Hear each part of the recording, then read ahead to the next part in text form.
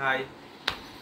তো পুজোর কালেকশন হয়তো ভাবছো যে এত গেঞ্জি কেন, তো এত গেঞ্জি কেনার ইচ্ছা ছিল না, এই একটা দুটো করে কিনতে কিনতে এতগুলো হয়ে গেল। তো তার মধ্যে ভাবছি আরও তো আছে, আরো শার্ট একটু গিফট দিতে হবে, শার্টও তো আছে। আর এই গেঞ্জিগুলোর মধ্যে আমার বোনাইকে দিতে হবে, একমাত্র বোনাই, বোনাইয়ের জন্য এই দুটো। এই যে এই একটা, এটা বেশ ভালো সফট কাপড়। এই একটা আমি ব্যবসা করছি না তাই বলে, এই যে ঠিক আছে এই দুটো।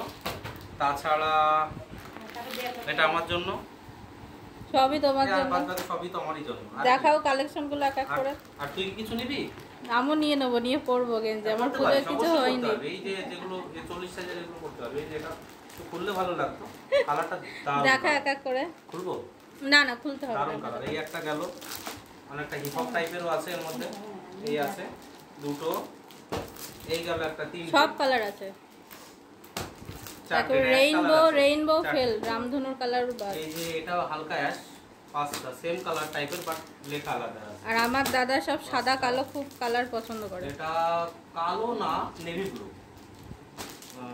এটা হচ্ছে কি বলবো, এটা পিঙ্ক, এটা হচ্ছে হালকা পিঙ্ক।